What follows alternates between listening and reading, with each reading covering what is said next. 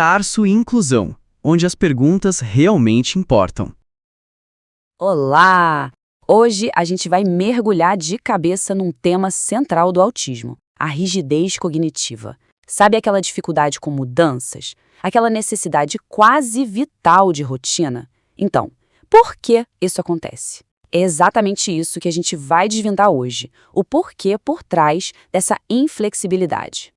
Nosso caminho vai ser o seguinte. Primeiro, vamos definir o que é essa tal de rigidez cognitiva e como ela aparece no dia a dia.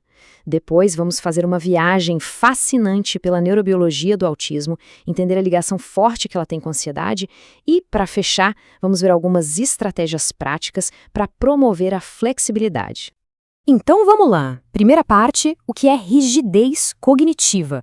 A gente precisa construir uma base sólida para entender todo o resto. Essa é a grande pergunta, né? Para pessoas no espectro autista, essa dificuldade com a mudança não é frescura, não é teimosia. Ela tem raízes muito profundas na forma como o cérebro processa o mundo. E é por aí que a gente começa a nossa exploração. E aqui, olha, um ponto super importante. Rigidez cognitiva não é, de jeito nenhum, teimosia. Pensa assim, é como se o cérebro estivesse rodando num trilho de trem e tivesse uma dificuldade enorme de pular para um trilho do lado. Ele fica meio que preso nesse padrão de pensamento e comportamento. E não é à toa que essa é uma das bases, um dos pilares para o diagnóstico de autismo. Para ficar ainda mais claro, vamos colocar lado a lado. De um lado, a rigidez cognitiva, essa dificuldade em mudar o curso, em se ater a padrões.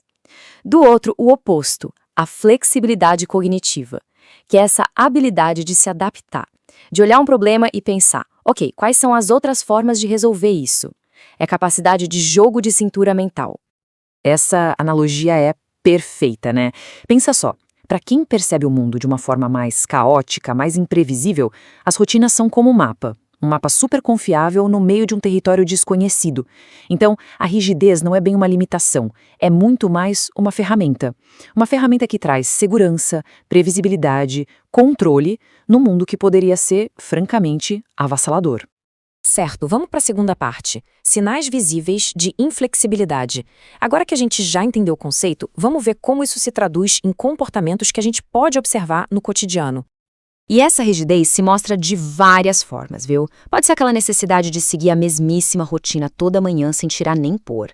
Pode ser um interesse super focado, intenso mesmo, em um único assunto. Ou até a dificuldade em entender uma piada com duplo sentido por causa de um pensamento mais literal. Tudo isso, no fundo, é um reflexo do mesmo padrão de processamento do cérebro. Tudo bem, terceira parte? Uma jornada pelo cérebro. Agora a gente vai fundo.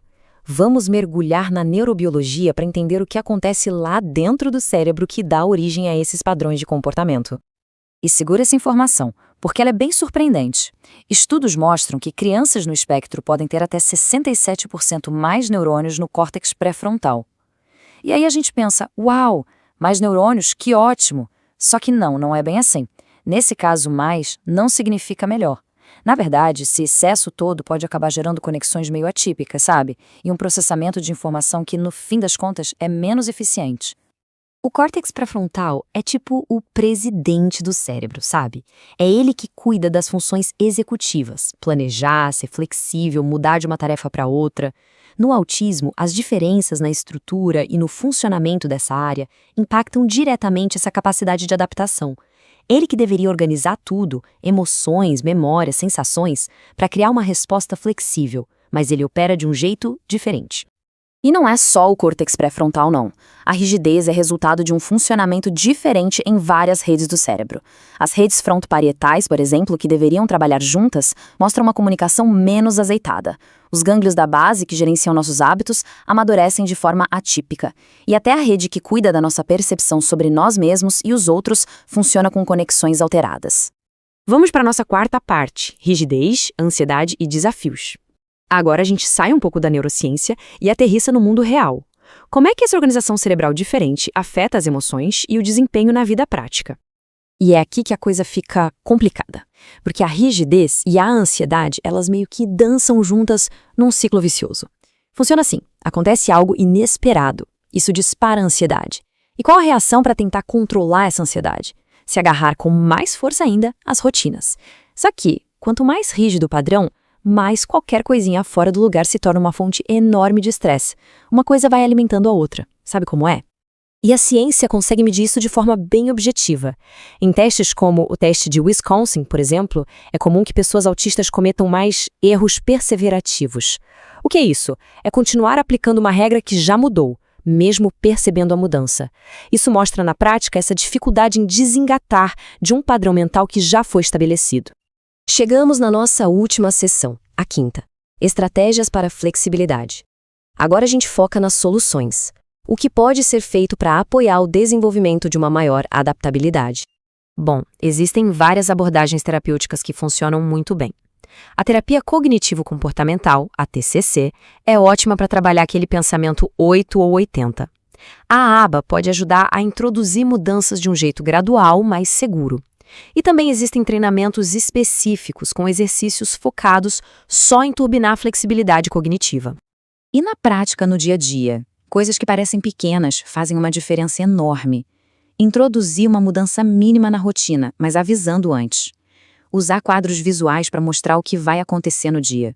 Variar um pouco a forma de brincar com o mesmo brinquedo. Tudo isso vai, aos pouquinhos, criando um ambiente que incentiva a adaptação. E com isso, a gente chega na mensagem mais importante de todas. É fundamental, é crucial entender: rigidez cognitiva não é uma escolha. Não é ser teimoso, não é falta de cooperação. É uma característica que nasce da forma como o cérebro funciona, de como ele processa as informações, é uma estratégia de sobrevivência que traz segurança. E para fechar, fica aqui essa reflexão. O grande desafio, talvez, não seja simplesmente eliminar a rigidez, mas encontrar um equilíbrio. Como é que a gente pode, de um lado, apoiar a flexibilidade e, do outro, respeitar essa necessidade de estrutura? Como a gente ajuda sem tirar aquele mapa confiável que traz tanta segurança? É uma pergunta que não tem resposta fácil, né? Mas que nos guia para um caminho de apoio com muito mais empatia e respeito. É isso. Muito obrigada pela companhia. Tarso e Inclusão, onde as perguntas realmente importam.